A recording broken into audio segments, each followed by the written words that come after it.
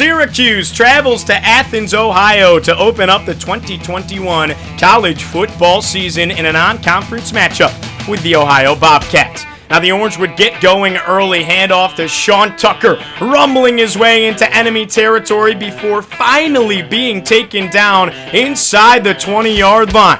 Couple of plays later, Tommy DeVito, quarterback keeper, waltzes his way into the end zone, and Syracuse strikes early, taking a lead on the ensuing possession of the ball game.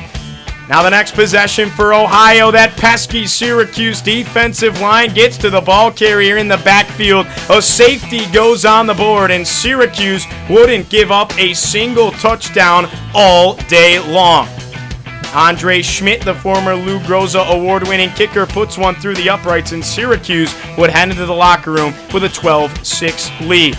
Now on the other side, Curtis Rourke lets it fly, knocked down, tipped away. Big hit by the true freshman, Deuce Chestnut, flexing his muscles for Syracuse. Sean Tucker once again stiff arms a man for a first down, and so much more into enemy territory. Tucker had 181 yards and a touchdown off of 25 carries on the day. Tommy DeVito keeps it for another Syracuse first down, and here we go. Sean Tucker lunges into the end zone. That was his one score on the day. A fantastic outing for Sean Tucker, the true sophomore running back. Now Cooper Lutz for Syracuse. He would get a touchdown as well at the two-back spot. Cooper Lutz and Sean Tucker, a fantastic day running the football in the backfield for the Orange. Now one more slot of action for Syracuse. Rourke lets it fly, and the one-handed interception by the true freshman, Deuce Chestnut, a highly touted recruit coming into Syracuse, proving his worth, and the Orange would win this one 29-9. Your final score from Athens, Ohio. The Orange start 1-0.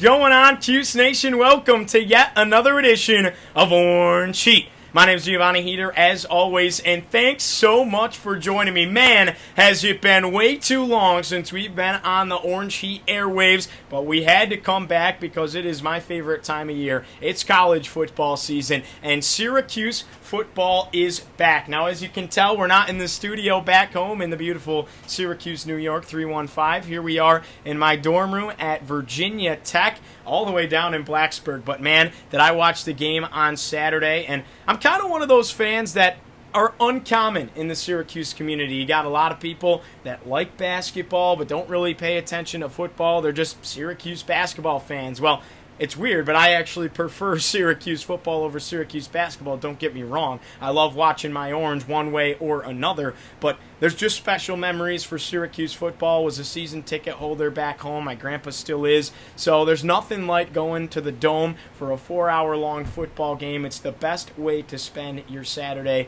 in the 315. So I'm definitely missing it. It's going to be sad to see Rutgers come to the Dome this upcoming weekend and to not be able to be there, but I will say the football down here is pretty cool too. Was in the student section for the North Carolina Virginia Tech game last Friday night. The place was absolutely rocking. I've never seen anything like it before, and of course our Hokies did take a 17-10 victory. But you guys don't want to hear about Virginia Tech. You want to hear about the Syracuse Orange. Syracuse took down the Ohio Bobcats in the 2021 season opener on the road in Athens with a final score of 29-9. It was a 20-point victory for Syracuse, and there were some things that were really, really good, and then there were other things that are maybe cause for concern or we look to see more on. So we knew that coming in. The expectations weren't very high. We're expected to finish dead last in the ACC Atlantic Division. So for Syracuse to come out, get an impressive win, snap an 8-game losing streak was incredibly important for Dino Babers, for the fan base, and for the confidence of these young players as well. So just looking at things from a statistics standpoint, Tommy DeVito goes 11 for 17, 92 yards through the air, no touchdown passes, QBR rating of 57.7. Syracuse really didn't throw the football in this game, but with that being said, they also didn't really need to. So what they did offensively was take a very vanilla approach, right? They don't want to show their hand to any opposition coming up against Rutgers, a Big Ten Power 5 opponent, and obviously the rest of the ACC schedule as well. So you really don't want to show your hand at all. It's kind of like poker. You want to play the most vanilla, basic defense and offense as possible. You're not going to get into any trick plays. You're not going to get into anything big.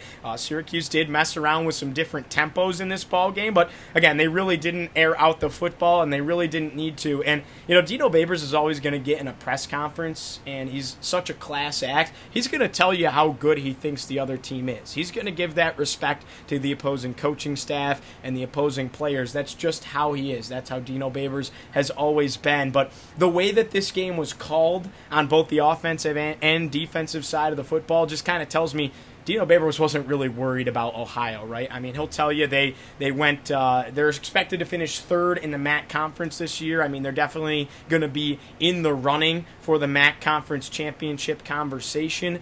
They're a good football team. By no means are they a pushover. This isn't like playing an FCS school at all, especially because you had to go on the road, go to Ohio, play at their place. And it's the first time some of these guys have been in front of any kind of atmosphere with a crowd and everything like that, because this is a young Syracuse football team, but nonetheless tells me Dino Babers wasn't very worried about the opponent and really didn't have to dive into the playbook at all whatsoever. So again, Tommy DeVito 11 for 17, 92 yards through the air, and a QBR rating of 57.7. We didn't see Garrett Schrader. That was kind of a surprising factor. We were expecting going into this that we were going to have a 2-quarterback system. Garrett Schrader, a transfer from Mississippi State, for those that do not know, a guy that can throw the football, yes, but really can use his legs. And I personally was expecting Garrett Schrader to be the starter through this season. Obviously now, through the fall camp and everything like that, it was named that Tommy DeVito would be the starter going into week 1 at Ohio. And Tommy DeVito has shown Syracuse fans he can do some good things, but has also lost the faith of the fan base a little bit as well. I think there's some leadership things in question, some team chemistry things in question with the Tommy DeVito situation. So I thought Garrett Schrader was going to start. I mean, you don't transfer from Mississippi State, a school like that in the SEC. Granted, they wanted to make him a receiver, and it was a different situation. And then, where you did play quarterback, by the way, and then come to a school like Syracuse if you're kind of not guaranteed at least an opportunity to fight for that starting job. So a lot of people are expecting a 2-quarterback system. Dino Babers has kind of alluded to a 2-quarterback system. He even said in the post-game press conference that he talked to Garrett Schrader a little bit at the end of the football game, and it's kind of one of those things you wish you could be a fly on the wall. You heard and saw him, you didn't hear him, but you saw him on the camera go up to Schrader, say some things into his ear as the game was coming to a close. One of those things you totally wish, tried to read some lips, just wasn't very possible to do, but Dino Babers did say in the post-game press conference that he did tell Schrader, they're going to get him out there next game. They're going to get him out there. They're going to get him some reps. So it was just a situation. Tommy had a little bit of the hot hand, you could speak. He didn't play himself out of the starting role. He definitely didn't earn the starting role. He didn't play anywhere near well enough for that, but he didn't play himself out of it. And he didn't play bad. He actually played quite a good football game for what Syracuse needed to do. He was effective. He carried the football, which is something we don't see Tommy DeVito do very often, more of a pocket passing presence, but he does have a little bit of explosive speed. So just interesting to see how this quarterback situation is going to shake out, but definitely expect to see Garrett Schrader in the next one when Rutgers comes to town this weekend. Let's take a look at the rushing attack for Syracuse. Oh my goodness. Now, Sean Tucker was on the watch list before the season started, in the preseason watch list for running back of the year, the best running back in the country. And man, did he deliver in game number 1. The kid, a sophomore, by the way, last year was a true freshman, so a true sophomore, only his second year of college football, rushed 25 carries for 181 yards and a touchdown. The most impressive part of that, he averaged 7.2 yards per carry. I mean, Sean Tucker is just a tank. He was really impressive impressive last season. Really, one of the only bright spots to a Syracuse team that only won one single game last year. And Sean Tucker showed out and balled out. Dino Babers was incredibly happy with his performance. Syracuse fans were incredibly impressed. Tommy DeVito, 7 carries for 49 yards.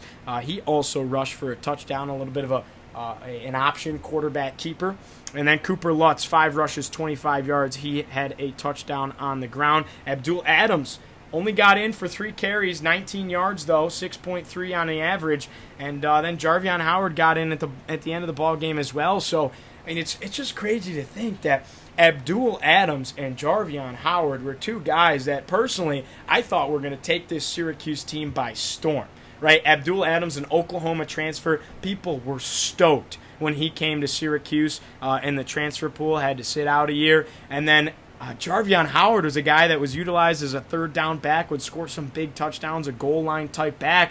But man, I thought he had all the potential in the world. I thought he really was going to be a guy that turned into that one back, a guy that could earn something like the number 44 if they ever pulled it out of retirement. I mean, those were the hopes I had for a guy like Jarvion Howard. Did none of that play out?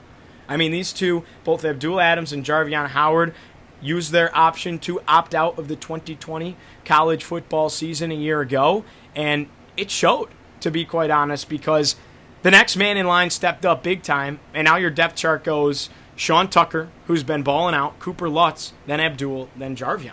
And, I mean, the good news to that is you got 4 really, really, really talented running backs, but it's just, you know, if you want to step away from the program, somebody's got to fill that spot. Somebody's eager for an opportunity. And as a true freshman last year, Sean Tucker was that guy.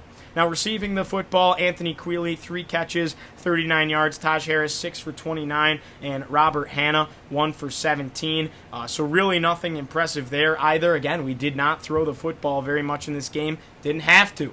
Let's take a look at the defensive side. Now, just credit to the defense first and foremost. They only allowed 9 points this entire ballgame. 3 field goals. That's it. They didn't allow a single touchdown, and that's just as impressive as it gets to go into your season opener. It doesn't matter who you're playing, and not allow a single touchdown, not give an inch. I mean, kudos to Syracuse. The starters kind of stayed in longer than expected. Syracuse didn't pull away to the second half. They were only leading 12-6 at halftime, but Michael Jones led the team with 10 tackles. 2 of them were solo tackles, a couple of tackles for loss. Syracuse, the one thing that stands out that I wish could have changed a little bit is they had 0 sacks in this ball game. And you want to see them get after the quarterback, especially against a team like Ohio that might have an offensive line that's not quite the size or speed of an ACC offensive line with some of the bigger recruits. So Syracuse not getting at the quarterback was something that kind of stood out to me a little bit defensively. But they did play very well defensively. And how about Deuce Chestnut?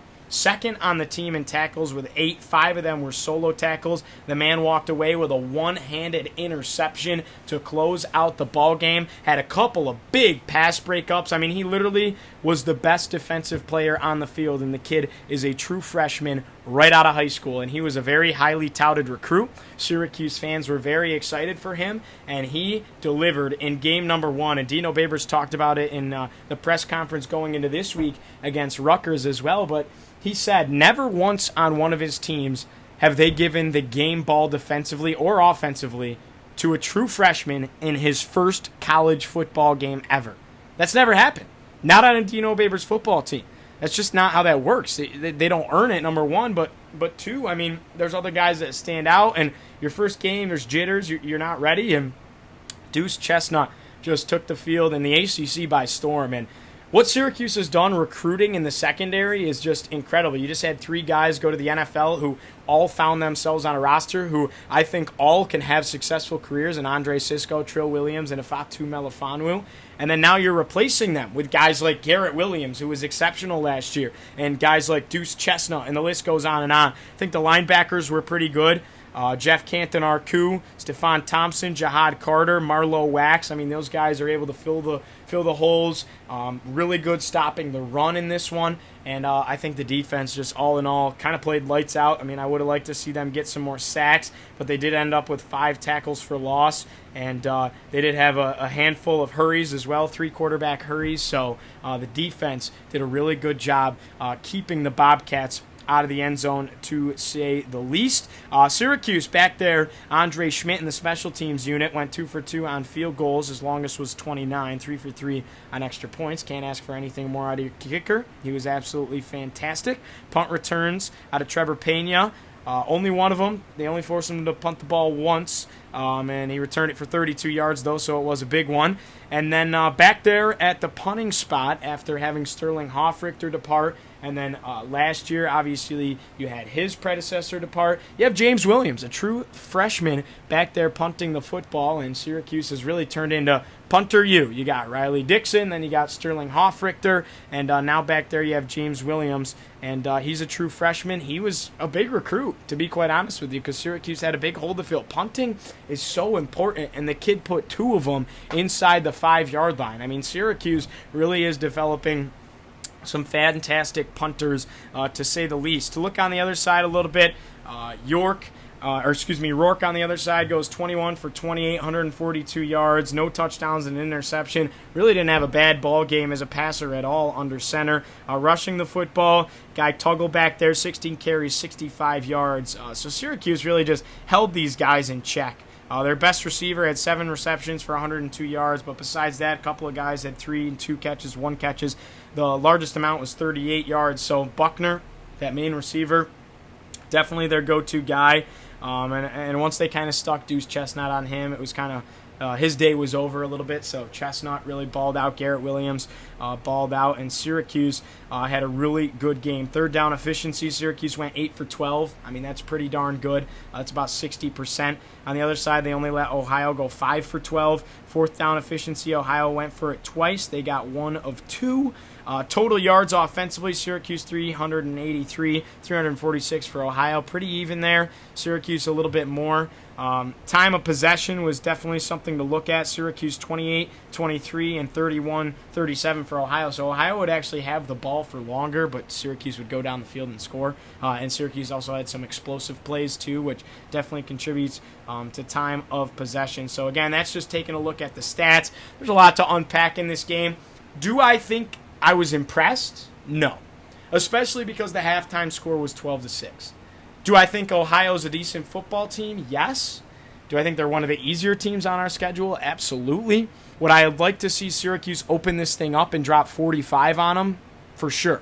Because there's a lot of questions offensively. Yeah, you can run the football, and it's really pleasing to see that Syracuse can run the football, because hopefully that means they can open up the passing game. I mean, you got deadly receivers, and Taj Harris, and Courtney Jackson's in there, and Anthony Quealy. I mean, you got guys to sling the rock to. Luke Benson, a tight end. So there's guys out there.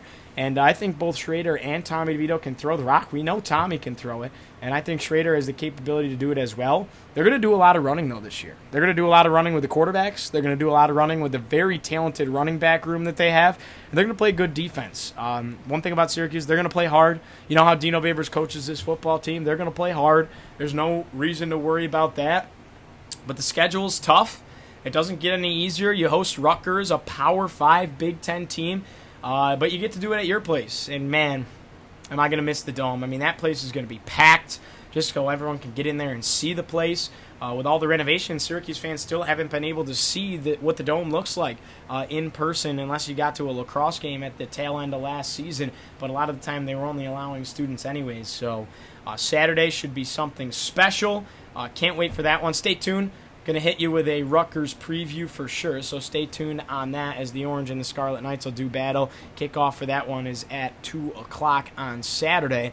But though it wasn't necessarily impressive, Syracuse still gets a 20-point victory on the road to open up the 2021 season. And, you know, those non-conference matchups are tough because, you know, you don't have the preparation like you do. You don't know a team like you do when they are in your conference. So for Syracuse to assert their dominance in the second half, show that they're the deeper, better, stronger, more athletic team, I mean, that was a little bit impressive to say the least. Again, would have loved to see him score 45 on him. It seemed like there were a couple opportunities to open up the ball game a little bit more scoring-wise, and it just didn't really happen. Syracuse could have forced a couple more turnovers, but you know, you can't nitpick. Nonetheless, the Orange are 1-0. The first win to snap an 8-game losing streak, so it was necessary. It was needed. Finally glad to see it happen, and you won a football game, and that's big news. So I don't think this changes the expectations for Syracuse fans. I think Syracuse fans are still just, trying to get to a bowl game. 6 wins would be a win for this season. 6 wins would be a win. If Syracuse can win 6, go 500, and get themselves to the postseason in a bowl game, that would be a win for Dino Babers and this staff. But it's all down. There's no downhill. Syracuse won 1 ball game last year, plain and simple. I mean, not to be blunt, we know it. You know it. We're fans. Syracuse needs to win more than 1 ball game this year. The schedule, it's tough, but you catch some breaks as well. I mean, you just got to hope that you can get the best of a couple of these teams. You get Albany in the Dome. So there's a couple of cupcakes on there. You just got to take advantage of opportunities. Try and win a couple of ACC games. And, man, if Syracuse can bowl again and get to that 6, that's obviously a huge win for the program. That's the goal. That's the outlook. Seeing that we can run the ball, seeing that we can play good defense, and there's still some holes, but the offensive line is much improved. That's a huge high note. I mean, the offensive line is what really opens up the running game. Yeah, you got a good tailback, but they got a block to make that happen. So seeing all that, I think Syracuse can find a way somewhere in there to get 6. It might be an upset or 2 pulled. You might drop a couple that you shouldn't, but you got to win the games you're supposed to win and get a couple extra that you're not expected to win. I think Syracuse can eke out 6 after seeing the product on Saturday. The best part is I think it's an improved product from where they left last season. I think you got to throw last season out the window, man. I mean, you just have to. With COVID, you got guys opting out that are supposed to be staples in your program. You got injuries, you got this, you got that, you got COVID, you have to throw the season out the window. I don't think you can hold it against Dino Babers. Everybody did the best that they could. I mean, look at Virginia Tech. They struggled last year, and now they come out and knock down a top 10 team in the season opener. So people didn't have their guys. People didn't have the same spring, and they didn't have the same fall camp and everything like that. And it's just a different situation. But, man, football is back. Packed stadiums are back. The atmospheres are back. The student sections are back. The marching bands are back. The commentators are back in the building, in the stadiums, instead of calling the games from home. I mean, it's beautiful. There's nothing better than college football. It's my favorite time of the year. I know you guys love it just as much as I do. Worth noting real quick before I forget, Chris Elmore did not play in this ball game. So interesting to see. He traveled with the team, did not suit up. Dino Babers was very specific in the press conference. He can't share anything.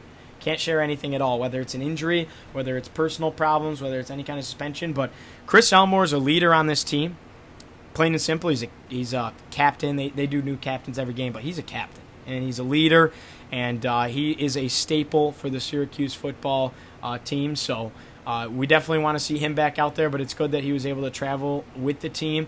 He's got to be the most versatile player in Syracuse football history. I mean, the guy's played offensive line, tight end, running back, fullback. I mean, the list goes on and on. The Rhino, everybody loves Chris Elmo, so just hoping we get to see him on the field once again very soon. I'm not sure if it'll be Saturday. It's a question mark up in the air, but nonetheless, that's how I will leave it.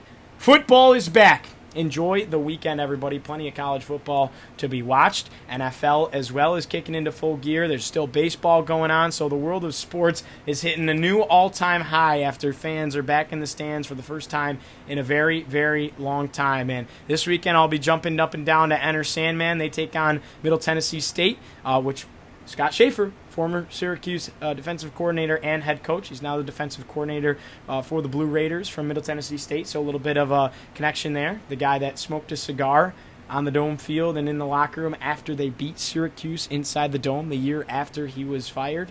So a little bit of contention there, a little bit of a personal hit as a Syracuse fan to watch Virginia Tech play them. And Syracuse with a huge opportunity against Rutgers in the Dome to beat a Power 5 team, assert a little bit of hope into the fans' eyes, and make some noise across the ACC a little bit here that maybe Syracuse is coming to ball out this year, and maybe it's not going to be this easy win that a lot of ACC teams are expecting. So the Orange and Rutgers, we'll get a preview for you. Enjoy. Everybody have a fantastic week. Thanks so much, as always, for tuning in. And one final, let's go Orange, baby. Woo!